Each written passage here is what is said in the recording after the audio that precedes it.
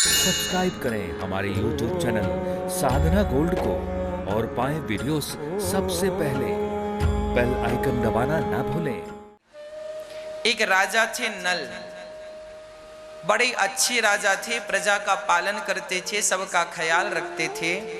एक दिन उनके किसी मित्र ने कहा चलो जुआ खेलते हैं। उन्होंने मना किया, पर मित्र ने कहा कुछ नहीं होता, खेल लेते हैं।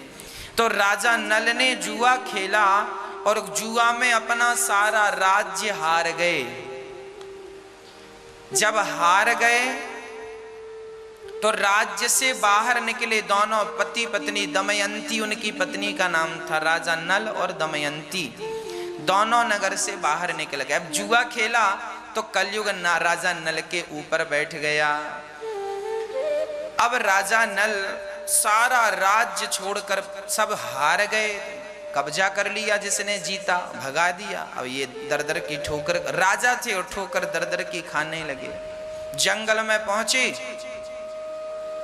तो क्या हुआ, एक ही जोड़ी कपड़े थे जो पहने थे, नहाना था तो कपड़े उतारे, और जब कपड़े उतारे और नहाने गए तब तक कलयुग खोपड़ी में बैठा। कलयुग की प्रेरणा से एक पक्षी कपड़े लेकर उड़ गया। लो कपड़ी, अब कपड़ा ही नहीं है। एक राजा निर्वस्त्र जंगल में घूम रहा है, उसकी खोपड़ी में कलयुग बैठा है। किसी ने कलयुग से कहा, ए कलयुग कम से कम कपड़ा तो छोड़ देता।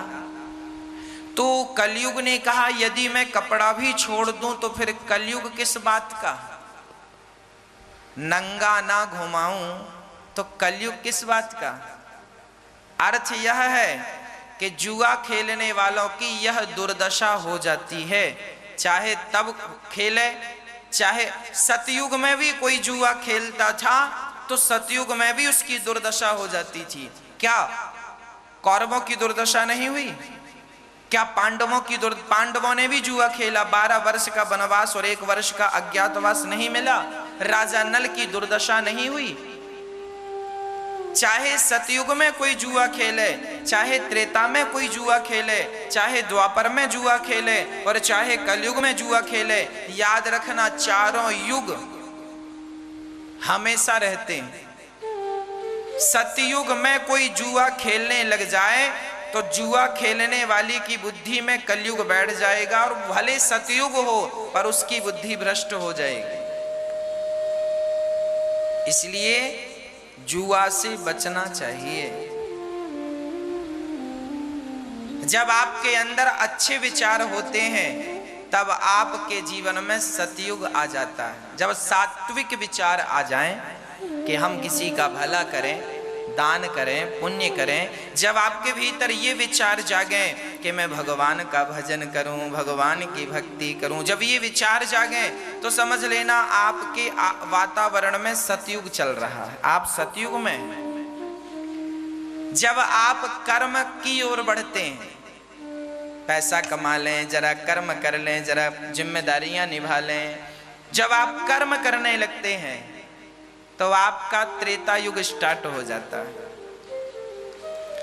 जब आपके अंदर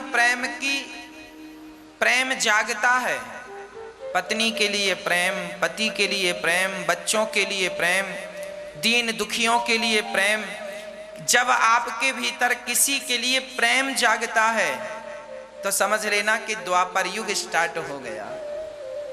और जब आपके अंदर काम वासना जागती है, किसी स्त्री को देखकर, किसी पुरुष को देखकर आपका मन भटकने लगे, संतुलन खो बैठे मन और आप बिल्कुल काम से जलने लग जाएं, समझ लेना कि अब आप कलयुग में प्रवेश कर चुके हैं।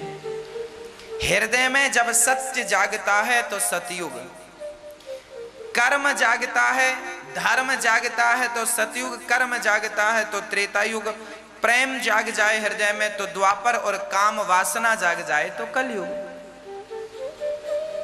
आपका निंदा चुगली करने का मन करने लगे, समझ लेना कि कलयुग आपकी खोपड़ी में बैठ गया। इसलिए इन बुराइयों से हमें सदा के लिए बचना चाहिए।